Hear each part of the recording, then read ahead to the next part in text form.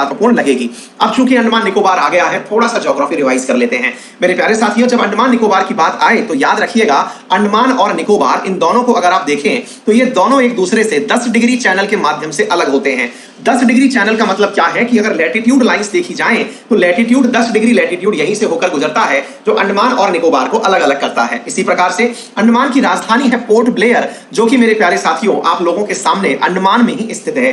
अंडमान के 3 हिस्से हैं मेरे प्यारे साथियों, उनमें से एक हिस्सा नॉर्थ अंडमान कहलाता है, एक हिस्सा साउथ अंडमान कहलाता है और एक हिस्सा लिटिल अंडमान कहलाता है। मेरे प्यारे साथियों, साउथ अंडमान में पोर्ट ब्लेयर स्थित है। लिटिल अंडमान और कार निकोबार, निकोबार के अंदर कौन कौन सी जगह है, तो कार निकोबार मेरे प्यारे साथियों यहां पर है, लिटिल निकोबार यहां पर है और इसके अतिरिक्त ग्रेट निकोबार यहां पर है। 3 तरह के निकोबार हैं, कार निकोबार, लिटिल निकोबार और ग्रेट निकोबार, और 3 तरह के अंडमान है, नॉर्थ अंडमान, साउथ अंडमान और लिटिल अंडमान। इन दोनों को पृथक कौन करता है, तो 10 डिग्री चैनल इन दोनों को पृथक करता है। याद रखिएगा मेरे प्यारे साथियों, ग्रेट निकोबार का जो सबसे नीचे वाला पॉइंट है, उसी पॉइंट को हम प्यारे साथियों इंदिरा पॉइंट के नाम से जानते हैं। भारत का सबसे दक्षिणतम बिंदु जो है वो इंदिरा पॉइंट है, जो 6 डिग्री 45 मिनट पर स्थित है। भारत का जो क्षेत्रीय विस्तार है वो 6 डिग्री 45 मिनट इंदिरा पॉइंट से होकर इंदिरा कॉल तक जाता है। मेरे प्यारे साथियों, इंदिरा कॉल कश्मीर में है।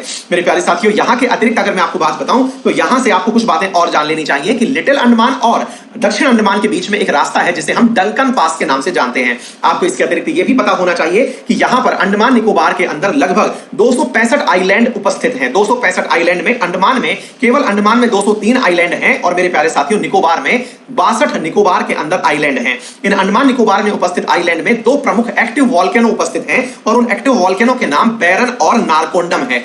बैरन और नारकोंडम, बैरन एंड नारकोंडम मेरे प्यारे साथियों, ये एक्टिव वॉल्केनो उपस्थित हैं अंडमान निकोबार के अंदर। भारत के मेन लैंड में एक भी एक्टिव वॉल्केनो नहीं है, लेकिन अंडमान निकोबार में एक्टिव वॉल्केनो उपस्थित है। जब अंडमान निकोबार की बात आए तो यह भी एक अतिरिक्त रूप से जानकारी प्राप्त कर लीजिएगा कि अंडमान निकोबार की सबसे ऊंची चोटी का नाम सैडल पीक है। सैडल पीक है जो कि अंडमान निकोबार की सबसे ऊंची चोटी है, जिसकी लंबाई, जिसकी ऊंचाई 727 मीटर है।